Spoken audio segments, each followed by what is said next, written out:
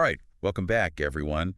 We're ready to take a deep dive into, well, the IRS. Always a fun topic, right? Yeah, it's been making headlines left and right lately, good and bad. So we're going to look at the National Taxpayer Advocate's 2024 annual report to Congress and, well, kind of try to figure out what's really going on. Sounds like a plan. So I got to say, getting into this report, there are some surprises. It's not all doom and gloom. The IRS has actually made some decent progress in certain areas. That's true. But there are definitely still some big problems that need attention. Oh, yeah. Like we're talking year-long delays for those employee retention credit claims. Right, and even longer wait times for folks who are dealing with identity theft issues. Yeah, it's kind of rough. Yeah, it is. But the report does give us some good insights. It pulls back the curtain on both the good stuff and the not-so-good stuff. Right, so why don't we start with the positive, right? Give everyone a little bit of hope. Yeah. The report actually highlights some real improvements when it comes to taxpayer services. All that funding they got over the past few years, well, it looks like it might be paying off. I think it is. I mean, one of the biggest areas of improvement is definitely customer service. Oh, really? Yeah, the IRS has brought on more reps, and what that means is shorter wait times on those, those phone lines that we all dread. Oh my gosh, I think we all have our own personal horror stories about being on hold with the IRS forever. Exactly. So hopefully those days are over, huh? Let's hope so. They're also processing taxpayer correspondence faster, which is great. And get this, they've even expanded in-person help. Oh, wow. Yeah, including evenings and weekends. Okay, that's impressive. I honestly didn't expect that. It sounds like they're really trying to make themselves more accessible to taxpayers. Yeah, they are. So what about all that talk about IT modernization? Did that actually lead to any noticeable improvements? It did. And this is where things get pretty interesting. The funding for business systems modernization has really made a difference. We're seeing a lot more online account functionality, which is great for taxpayers because it means they can do more stuff themselves. That's awesome. Less time on the phone. So what exactly does this modernization look like in practice? Well, it's all about using technology to, kind of streamline the process and make things better for taxpayers. Gotcha. So we're talking voice bots and chat bots for those quick answers that people need, mobile-friendly forms. That's super helpful for people on the go. Right. And they're even working on digitizing all those paper-filed returns. Because they're still dealing with mountains of paper, right? Oh, tons of it. It's kind of amazing. Okay, I'm starting to see the light at the end of the tunnel here, but I have a feeling this is where we hit a snag. Probably. The report doesn't just focus on the good stuff, right? It points out where the IRS is still, well, kind of messing up. Yeah, there are two big issues they highlight that we definitely need to talk about. The delays in processing those employee retention credit claims and the wait times for identity theft victims. Yeah, let's tackle those one at a time. Sure. So those ERC delays. The report paints a pretty grim picture, and it mentions that as of October 2024, there was a backlog of over 1.2 million claims. Yeah, and I can't even imagine waiting over a year to get money that you're owed. Right. It's got to be so frustrating, I know. especially for businesses that are trying to get back on their feet after the pandemic. Exactly. They're relying on those funds, and they're just stuck waiting. And on top of the delays, there's a lack of transparency. It's hard to track where your claim is in the process. The disallowance letters they send are confusing. Yeah, it's like they're leaving people in the dark. Right, and it feels like they're going through these really intense audit-like procedures, but without giving taxpayers the usual protections they'd have in an audit. Oh, so it's kind of like a worst-case scenario. It is for a lot of people. Yeah. And to make matters even worse, the report talks about delays in replacing stolen refund checks for people who were victims of identity theft. Oh, so they're getting hit twice. Exactly. It's a tough situation. I know the IRS commissioner recently said they're going to try to process 500,000 more claims in 2025. Okay, but that's still a drop in the bucket, right? It is, and we're still waiting on more details about how they're actually going to do that. So it's a lot of promises, but not a lot of concrete action yet. Right. And then we have the identity theft victim assistance delays, which are just really bad.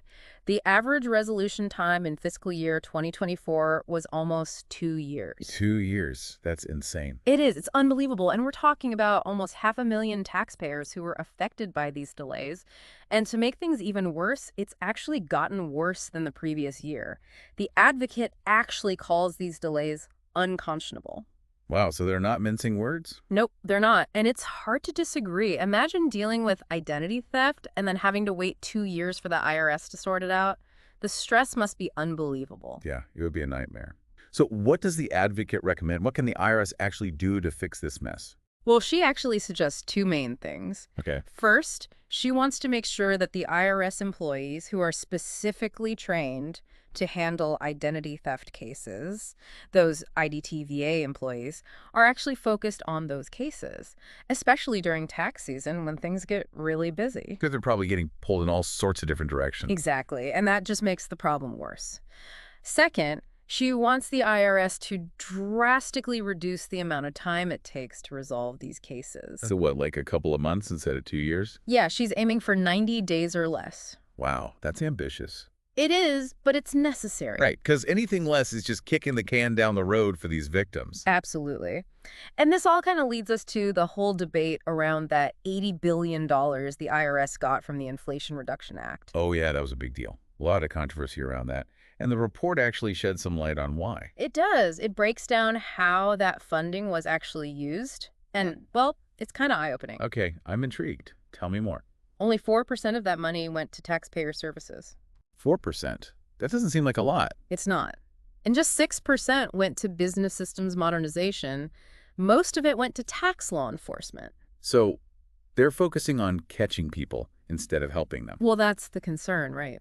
It makes you wonder what their priorities really are. Are they trying to be a helpful resource for taxpayers, or are they just focused on squeezing every last dollar out of people? It's a valid question. And the advocate actually recognizes that there's bipartisan support for giving the IRS more money for things like taxpayer services and IT. That makes sense. But she also points out how unbalanced the current funding is. She's basically saying that Congress needs to either give the IRS even more money specifically for these areas, or they need to take some of that enforcement funding and move it over. Okay, so what do you think? Do they need more money, or should they just figure out how to use what they have more effectively? It's a tough one. I mean, it's clear they need resources to do their job properly, but just throwing money at the problem without fixing the underlying issues isn't going to solve anything. Right, it's about finding that balance. Having enough resources, but also using them wisely. Exactly. And unfortunately, that's just the tip of the iceberg. The report talks about a bunch of other problems, too. Oh no, what else is there? Well, we've got those ongoing delays with processing tax returns. Oh, right, that's still a thing. It is. Big time. And then there's some pretty big gaps when it comes to taxpayer services. Even with those improvements we talked about earlier? Yeah, there's still a lot of work to do. But I think we should probably save those details for part 2. Okay, good idea. We've definitely given everyone a lot to think about already. We have. So we'll be back after a quick break to continue our IRS adventure. Stay tuned. Welcome back, everyone. Before the break, we were talking about some of the bigger challenges that the IRS is facing. So I'm curious, besides those massive backlogs, what other problems did the advocates report dig up? Well, one thing that really stood out to me was the return processing delays. Oh yeah, like those are still happening. I mean, it feels like we're living in the Stone Age when it comes to taxes. The report actually says that as of October 2024, over 75 million returns and forms were filed on paper. Yeah, it's kind of mind-blowing, right? It really is. Like, you'd think in this day and age, we would have figured out a way to get rid of all that paper. Right, but it's not just the paper returns. We also have to deal with all those e-filing rejections, and those can create even more delays. Especially for those low-income taxpayers who are counting on those EITC refunds. It's like the system is making things even harder for people who are already struggling. Exactly. And the advocate actually has a few recommendations for how to fix this. First, she says the IRS needs to keep working on automating the whole tax processing system. Okay, that makes sense. Less paper, less manual work, hopefully fewer delays. Right. And she thinks they should be able to process almost all paper-filed returns digitally by the 2026 filing season. That is a pretty aggressive timeline. It is, but it's doable. She also wants the IRS to be able to process amended returns electronically. Right now, those have to be done manually, and that's a huge bottleneck. Yeah, I can see how that would cause major delays. Oh, for sure. And of course, there's the whole staffing issue. They simply don't have enough people to process all these returns efficiently, so that needs to be addressed too. Yeah, it sounds like a pretty daunting task. Yeah. Especially with all those other challenges we've already talked about. But let's switch gears for a second and go back to taxpayer services. Okay. We were talking about some positive changes earlier, Yeah. but I have a feeling there's more to this story, right? There is. The report doesn't sugarcoat things. They point out that Even with the improvements, there are still some big gaps in service. Like, remember how the IRS was bragging about that 88% level of service they achieved on their accounts management lines during filing season? Yeah. Well, it turns out that that number is pretty misleading. Oh, how so? Well, it only includes a small portion of the IRS's calls. It doesn't count the calls to other important lines. And it doesn't count calls where people get frustrated and hang up before they even reach a representative. And it only includes calls during the filing season. Oh, wow. So it's kind of cherry picking the data to make themselves look better. You could say that.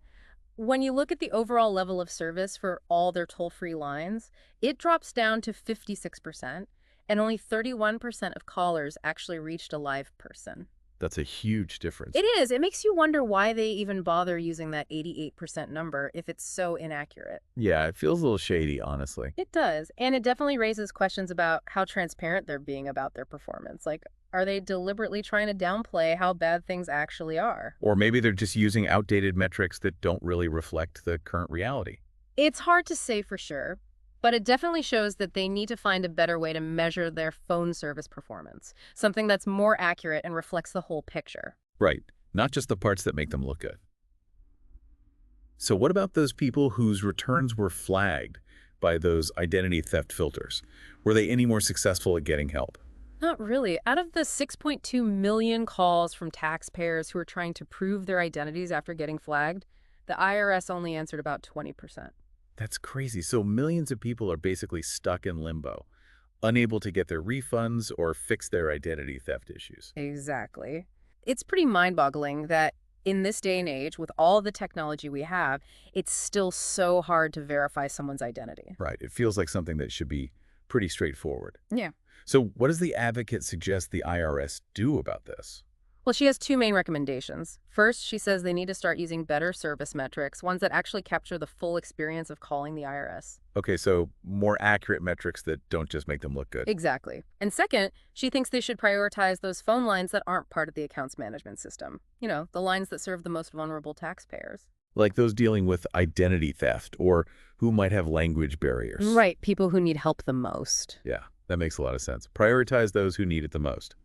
But let's be real, can the IRS really provide good service if they can't even find enough qualified employees? Well, that's another major problem that the report talks about. The IRS is facing a huge staffing crisis. Why is that? Is it just the pay? It's part of it. A study by the Congressional Budget Office found that federal employees with professional degrees, the kind of people the IRS needs, earn almost 29% less than people with similar jobs outside the government. Wow, that's a pretty big difference. It is. But it's not just the pay.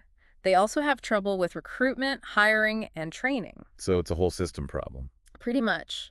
The advocate suggests they need to try new ways to recruit people, maybe target those who are passionate about public service, and they need to do a better job of keeping the employees they already have. So maybe offer more flexible work arrangements or better professional development opportunities. Exactly. It's clear they need to make some changes if they want to attract and keep talented people. But let's move on from those operational challenges and talk about the advocate's legislative recommendations. I know she has a lot of them, but we don't have time to cover all of them. So let's focus on a few that might be especially relevant to our listeners. Okay, sounds good. One that stands out to me is the call for competency standards for tax preparers. Oh, yeah. I've heard horror stories about some of those shady tax preparers who prey on people who don't know the tax code very well. It's a big problem. The report actually says that 96% of EITC audit adjustments were because of returns that were prepared by people who weren't properly credentialed. Wow, that's a huge number. So what's the solution? The advocate wants the IRS to be able to set minimum competency standards for all tax preparers. So maybe make them pass an exam or complete some continuing education courses. Exactly. And she wants the IRS to be able to take away the ID numbers of preparers who do bad things. That would basically stop them from being able to prepare taxes for anyone. Yeah, that makes sense. It would protect taxpayers from those bad actors. What other legislative solutions does she recommend? Are there any that specifically address those delays we were talking about earlier? Well, she wants to expand the jurisdiction of the U.S. tax court to include refund cases. So what does that mean exactly? Well, right now, if you disagree with the IRS about how much tax you owe, you can go to tax court. And that's generally considered to be a more taxpayer-friendly option. Okay. But if you've already paid your taxes and you're trying to get a refund, you have to go through a regular federal court. So she wants to make it so that all tax cases, whether you owe money or the IRS owes you money, can be heard in tax court. Exactly. That would make things fairer for taxpayers. Yeah, that makes sense. But what about those who can't afford a lawyer, especially low-income folks who are already struggling financially? Well, the advocate has a recommendation for that too. She wants to increase funding for the low-income taxpayer clinics. Those are organizations that provide free or low-cost legal help to people who can't afford it on their own. Okay, so making sure that everyone has access to legal representation, regardless of their income. Right. Access to justice for all. And there's one more recommendation I want to mention. It's about making sure that the IRS processes refund claims in a timely manner. Oh, yeah, because right now there's no legal deadline for them to do that, right? Nope. Which means that people can be stuck waiting for their refunds indefinitely. The advocate thinks that Congress should set a one-year deadline for the IRS to process those claims. And if they don't meet the deadline. She wants it to be consequences, like maybe interest penalties or something, Right. just to hold them accountable. Yeah, accountability is key. It shouldn't be a free-for-all.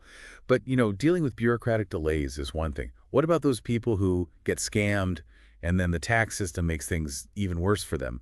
It's like they're being punished for something that wasn't their fault. Right, you're talking about those people who lose their savings to scammers and then they end up owing taxes on that stolen money. It's a terrible situation. It really is, like a double whammy. Exactly. The advocate wants Congress to bring back a theft loss deduction that they got rid of a while back. That would give some relief to scam victims. Yeah, it seems only fair that the tax code would take that kind of thing into account. Right. It shouldn't make a bad situation even worse. But, the report doesn't just list recommendations. It also talks about some research studies that the Taxpayer Advocate Service has been doing. And these studies give us a deeper look at some of the specific issues that the IRS is facing. Okay, tell me more. What kind of things did they find? Well, one study looked at those identity theft filters we were talking about earlier. And what they found was kind of disturbing. Oh, no. What did they find? They found that some people might be missing out on their refunds just because of a communication problem with the IRS. A communication problem. What does that mean? Well, when those filters flag a return, the IRS sends a letter asking the taxpayer to verify their identity. Okay, that makes sense. They want to make sure it's really you. Right. But if the taxpayer doesn't respond to the letter, maybe because they never got it or it got lost in the mail, the IRS just doesn't follow up. So the refund just sits there, unclaimed. Exactly. And the study found that a lot of people actually are missing out on their refunds this way. That's crazy. It is. The advocates suggest that the IRS should send a second letter if they don't hear back from the taxpayer within a few months. Yeah, that seems like a simple fix that could make a big difference for a lot of people. Right. A little proactive communication goes a long way. Another study looked at that level of service metric that the IRS uses to measure their phone performance. Oh, right. The one that we were just talking about, how misleading it is. Exactly. And what they found was that the IRS is the only organization that uses that particular metric. Really? Yeah, they looked at other government agencies and private businesses, and none of them use that metric. I guess they've figured out that it's not a very good measure of actual performance. Right. Most organizations use metrics that look at the whole customer experience, not just a small sliver of it. So what does the advocate recommend? She wants the IRS to either get rid of that LOS metric completely or change it so that it's more accurate. Yeah, it's time for them to be more transparent about how they're actually performing. Okay, so we've talked about identity theft filters and phone service. What was the third study about? The third one looked at the process for getting an individual taxpayer identification number, or ITIN. Oh, right. Those are for people who aren't eligible for a Social Security number, but still need to file taxes in the U.S. Exactly, like foreign workers or non-resident aliens with U.S. income. So what did the study find? They found that the application process is really burdensome, it can be expensive, and it's hard for some people to access the services they need to get their documents verified. And then there's the risk of losing those important identity documents like passports and birth certificates when you have to mail them in. Yeah, that's a big concern for a lot of people. So what does the advocate suggest they do about it? She wants the IRS to make it easier for people to get their documents verified, and she wants them to fix the problems that lead to ITNs being deactivated by mistake. That makes sense. It's clear that the ITN program needs some work. These studies really show how important the Taxpayer Advocate Service is. I agree. They're doing a great job of identifying these problems and coming up with solutions. And speaking of the Taxpayer Advocate Service, this year is their 25th anniversary. Wow, 25 years of fighting for taxpayers' rights. That's pretty impressive. It is. Can you give us a quick overview of what they've accomplished over the years? Sure, they've helped over 5 million taxpayers resolve problems with their accounts, and they've worked with the IRS to make changes that improve things for everyone.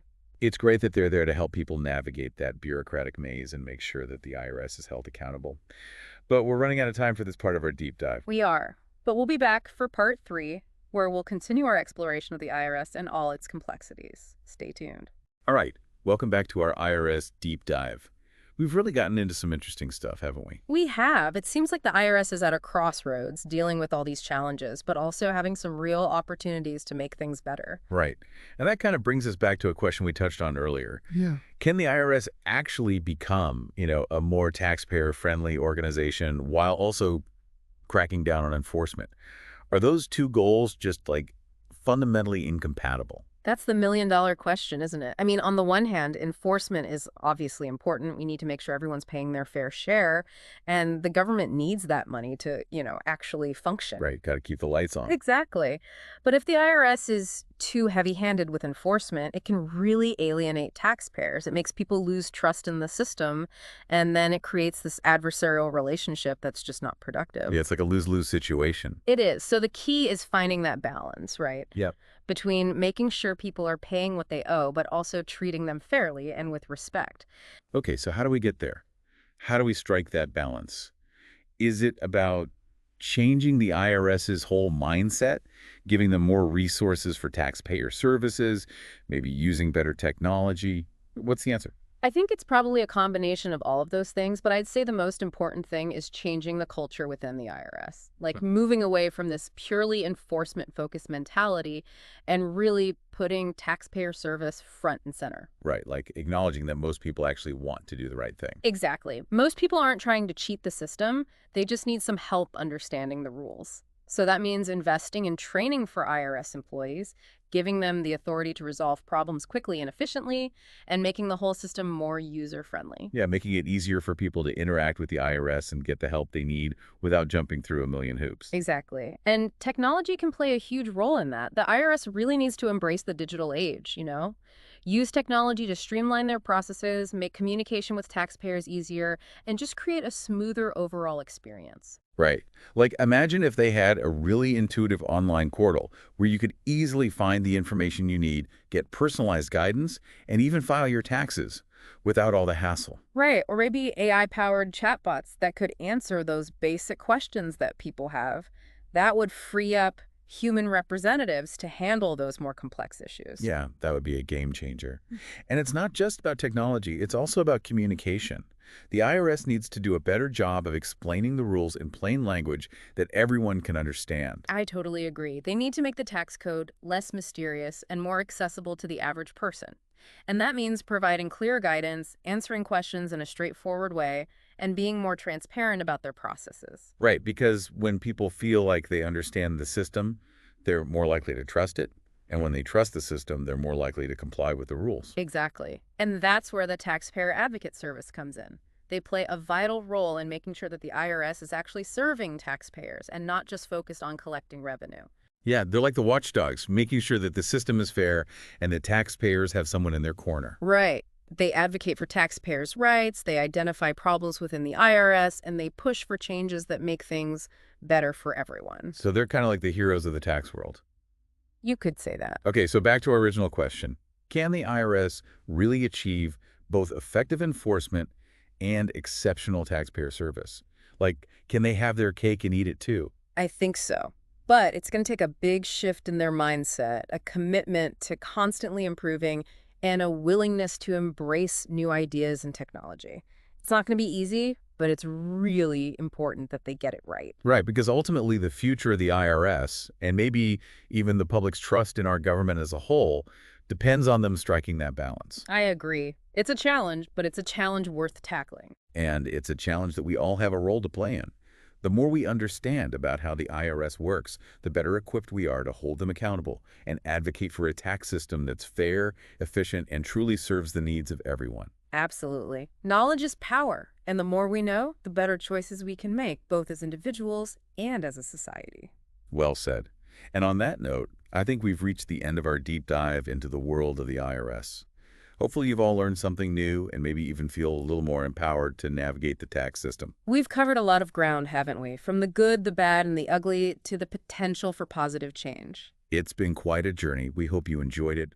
We encourage you to check out the National Taxpayer Advocates Report and explore the resources on their website if you want to dig even deeper. And as always, stay curious, stay engaged, and happy learning.